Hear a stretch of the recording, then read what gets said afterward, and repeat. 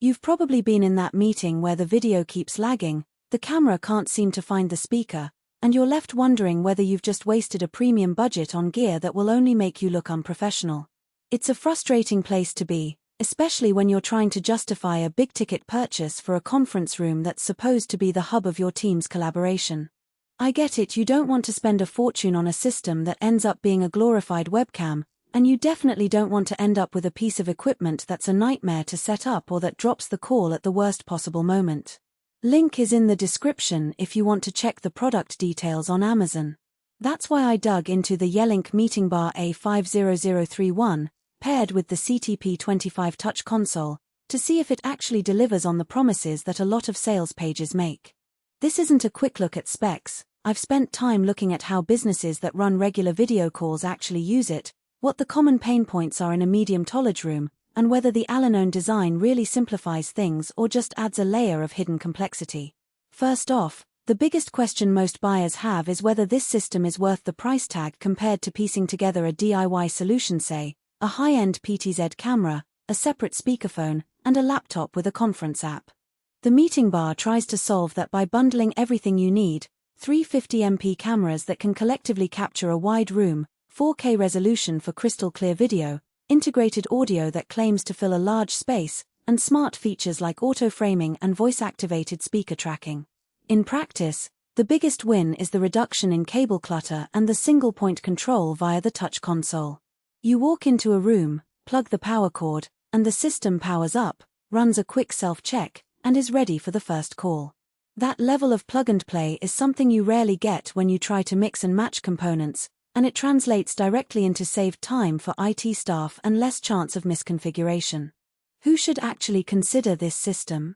If you're running a dedicated conference room that hosts weekly client presentations, quarterly board meetings, or daily stand-ups with remote teammates, the MeetingBar is built for you.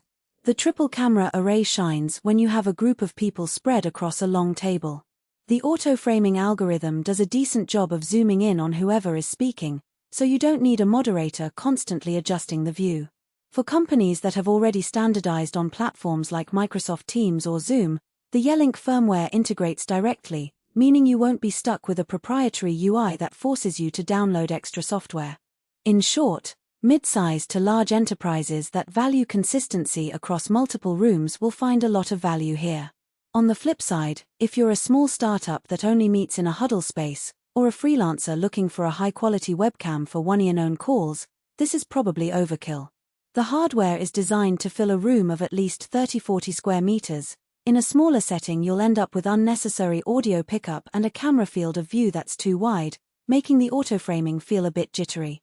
Also, because it's a fixed appliance, you can't swap out lenses or upgrade the camera sensors without replacing the whole unit, which is something a hobbyist or a tech-savvy creator might miss. Now let's talk about the practical strengths. The most noticeable feature in a live meeting is the auto-tracking. I've seen it work reliably in rooms with mixed lighting, people moving between a bright window side and a dimmer back wall. The cameras adjust focus in under a second, and the 4K output stays sharp enough that you can read whiteboards or slide decks without squinting.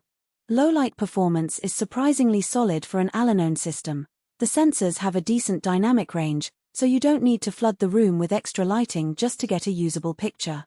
The audio side also holds its own. The built-in microphones use beamforming to pick up voices from across the room while suppressing background chatter. In a test where a group of 6 people were spread out, the farthest speaker was still clear enough that remote participants didn't ask for a repeat.